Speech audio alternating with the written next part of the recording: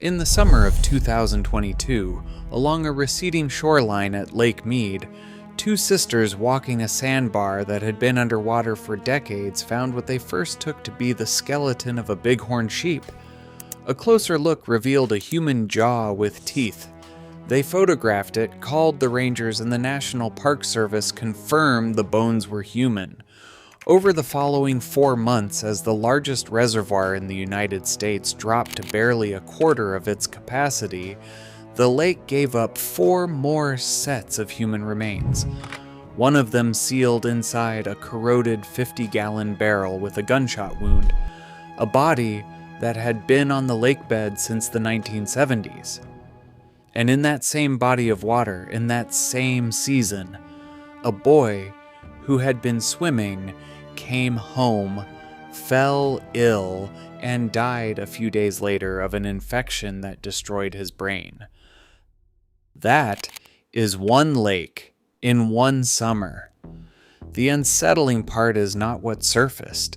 It is what the record shows when you stop looking at a single shoreline and start looking at all of them, because the pattern is not isolated, and it is not slowing down. Across the country, in water that millions of people treat as the safest place to be on a hot afternoon, the numbers have quietly turned the wrong way. The lakes are getting more dangerous, and the reasons have almost nothing to do with the things people are afraid of. The obvious question is how this is even possible. A lake is not a mystery. It is the most familiar landscape in America. The dock you jumped off as a kid, the green cove at the state park, the still surface at dawn with the mist coming off it. It is where the country goes to relax. For most of living memory, the water was getting safer, not more dangerous. Drowning rates in the United States fell for decades, pushed steadily down by lifeguards, by four-sided pool fences, by life jackets, by swimming lessons, by a slow national education in how not to die in the water. And then, right around 2020, the line on the graph bent back up.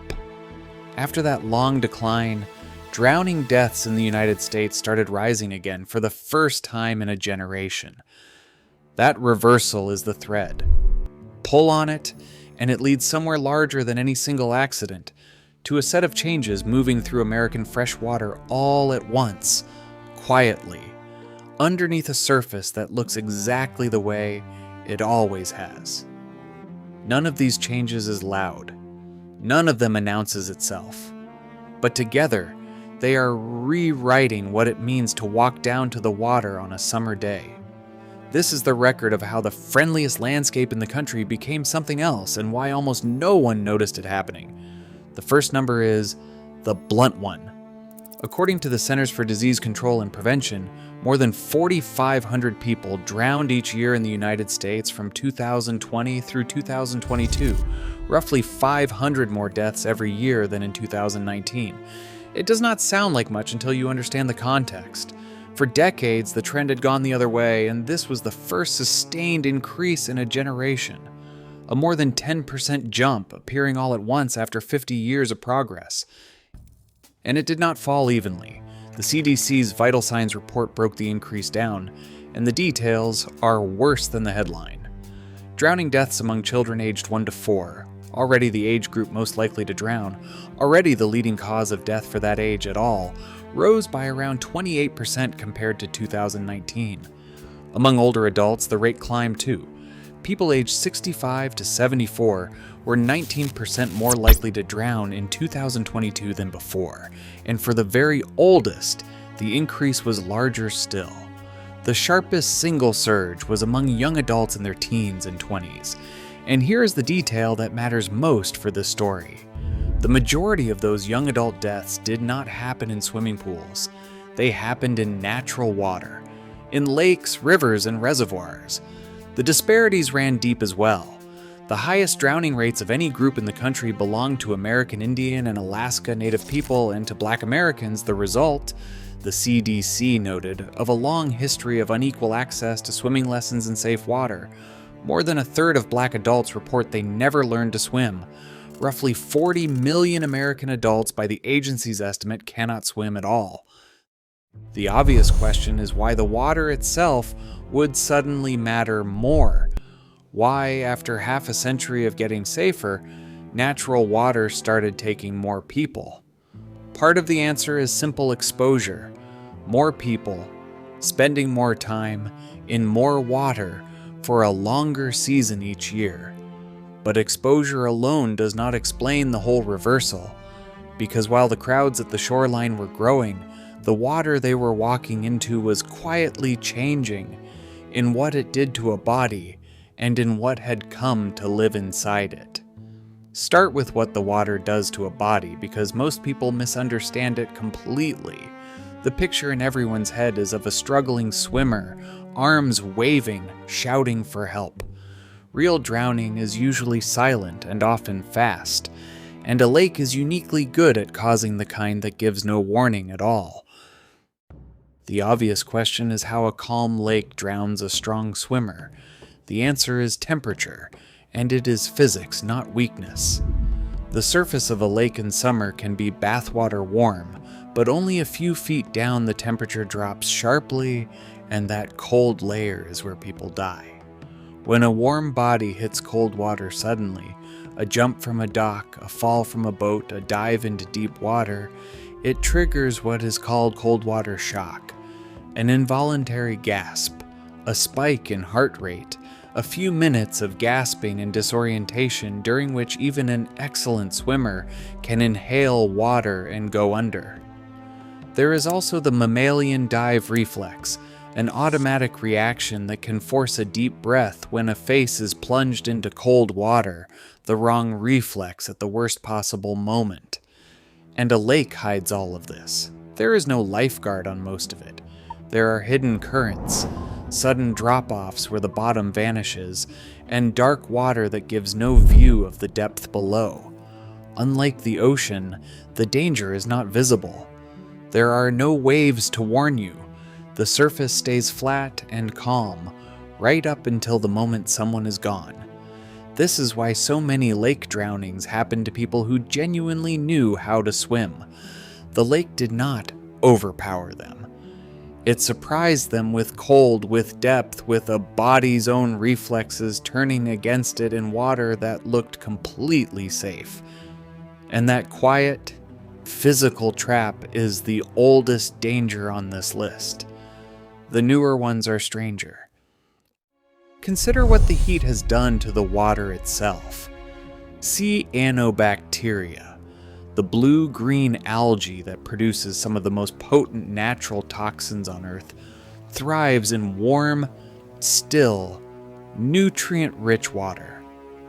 As summers run hotter and longer, and as fertilizer and stormwater runoff feed the lakes the nitrogen and phosphorus that algae feed on, more American water is becoming exactly the kind cyanobacteria prefers. The blooms are spreading, and the record is stark. An analysis of 71 freshwater lakes around the world, published in the journal Nature, found that nearly 70% of them showed worsening algal blooms over recent decades.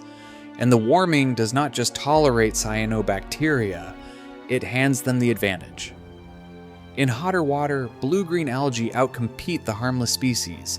They grow faster at high temperatures than other algae do, and many can adjust their buoyancy, floating up to gather sunlight near the warm surface and sinking to reach nutrients deeper down. Give them heat and a steady feed of farm and lawn runoff, and they don't just appear, they take over. It is a feedback built into the chemistry of a warming lake, and it is why the bad years are arriving closer together. In New York's Finger Lakes, the 2024 season was the worst ever recorded. Several of the lakes each logged more than 100 separate harmful bloom reports, and the outbreaks began in June, earlier than anyone there had ever seen, and ran through late October. Some of those lakes supplied drinking water to tens of thousands of people, and water managers found themselves extending intake pipes deeper into the lake to try to draw from below the toxin. The toxins are the reason it matters. Depending on the species, cyanobacteria produce microcystins that attack the liver, anatoxins that hit the nervous system, and saxi toxins that can cause respiratory paralysis. In humans, they cause rashes, vomiting, liver and kidney damage, and in severe exposures, far worse. In animals, they kill with brutal speed. Dogs have died within hours of stepping out of an affected lake and licking the algae from their fur, and the veterinary record shows the problem climbing.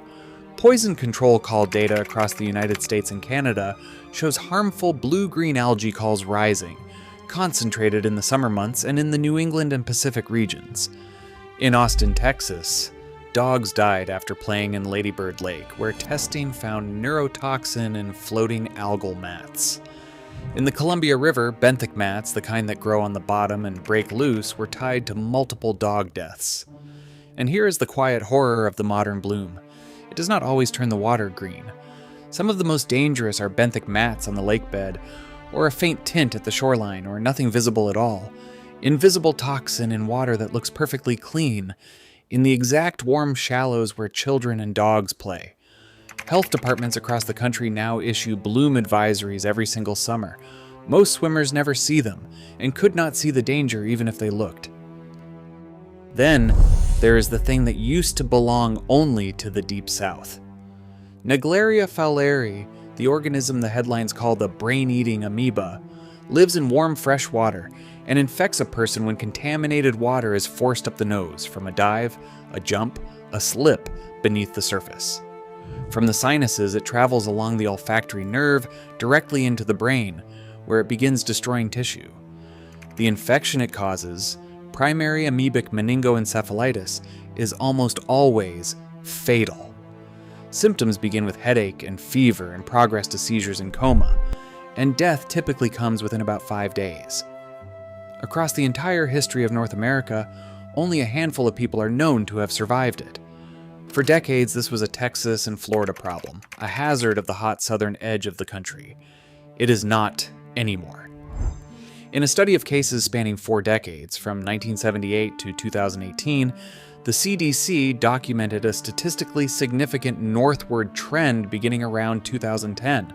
Infections began appearing in states that had never recorded them: Minnesota, Iowa, Indiana, Nebraska, Maryland, and as far west as Northern California, latitudes where the amoeba was simply not supposed to be able to survive.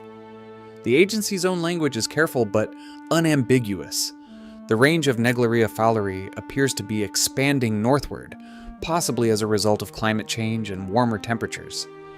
As air warms, so does the water in lakes and ponds, and lower water levels warm faster still, conditions the CDC writes that give the amoeba a more favorable place to grow. The cases are still rare. In a typical year, the country records only a few, and the CDC has not found an overall rise in the total number. But the total is not the point. The map is the point. In 2022, a beach at Lake of Three Fires in Iowa was closed after a visitor was infected. The amoeba has been detected in hot springs in Grand Teton National Park in Wyoming, water that a decade ago no one would have thought to test. The boy who died at Lake Mead was infected at a latitude and in a season that the old assumption said should have been too cool, too far west, too safe. The number of cases has held roughly steady. The territory where they can happen has not. And the amoeba is not traveling alone. The same warming that carries it north is pushing Vibrio vulnificus, a bacterium that can cause flesh-eating infections when it enters a cut or scrape in the water, into regions where it was once unknown, following the heat up the latitude lines exactly as the amoeba does. CDC data has tracked its cases rising since the early 2000s, and its range creeping steadily northward along warming coasts and estuaries. Different organism, identical logic. A threshold that used to hold these things at the warm southern edge of the country is moving, year after year, further inland and further north. The obvious question by now is whether any single one of these is common enough to fear. It is a fair question, and the honest answer is no. On any given afternoon, a swimmer's odds of meeting a toxic bloom, a fatal amoeba, or a flesh-eating bacterium remain low, but that is the wrong lens, and it is exactly the lens that gets people hurt. Because the danger here is not any one hazard in isolation, it is the direction every one of them is moving at the same time, and the single force underneath them all. That force has a physical face, and its name is drought. As the west dries and reservoirs shrink, the water that remains grows warmer, more concentrated, and more hazardous, and the shoreline itself becomes a trap. Lake Mead is the clearest example in the country. As its level fell to the lowest point since the reservoir was first filled in the 1930s, down to roughly a quarter of capacity, the receding water did more than surface old bodies. It exposed sudden drop-offs, submerged debris, and unstable new shoreline where solid-looking ground gave way. Falling, warming water is exactly the environment the amoeba and the algae prefer, in the exact place more people crowd in to escape the heat. And Lake Mead is not merely a symbol. It is, by the numbers, the deadliest single unit in the entire national park system. From 2007 to the beginning of 2024, more than 300 people died there. 317 deaths. Far more than any other park. More than the Grand Canyon, and more than Yosemite. Drowning is the leading cause. Roughly 100 people drowned in the reservoir in just 15 years. On average, something like 18 people die inside that recreation area every year. And in 2024, halfway through the season, local investigators who tracked those deaths described the trend plainly, without any drama at all. The nation's deadliest park was becoming deadlier still. The obvious question is whether Lake Mead is exceptional or representative. And the uncomfortable answer is that it is simply the place where the whole pattern is easiest to see. The heat, the drought, the crowds, the drowning, the toxin, the amoeba. Every thread of this story runs through that one shrinking reservoir at once. It is not an outlier. It is a preview. That is the pattern. And it is the part that should stay with you. This is not one bad lake or one bad summer. It is drowning deaths climbing after half a century of steady decline. It is toxic blooms setting records and starting earlier every year, in more lakes further north. It is a fatal amoeba and a flesh-eating bacterium both migrating steadily into water that used to be too cold to hold them. It is the physics of cold and depth-killing strong swimmers in water that looks like glass. And it is Lake Mead, already the deadliest ground in the national park system, described by the people who count the bodies as becoming even deadlier. Each of these has its own separate cause, but they share a single engine. Warmer water holds more of what can hurt us, and it draws more of us in to meet it, for longer stretches of the year, in more of the country than ever before. The lakes did not become different places, the conditions inside them did. Quietly, underneath a surface that has not changed its face at all. That is why almost no one sees it. There is no headline the day a lake crosses the temperature where the amoeba can survive. There is no siren when the bloom begins a week earlier than last year.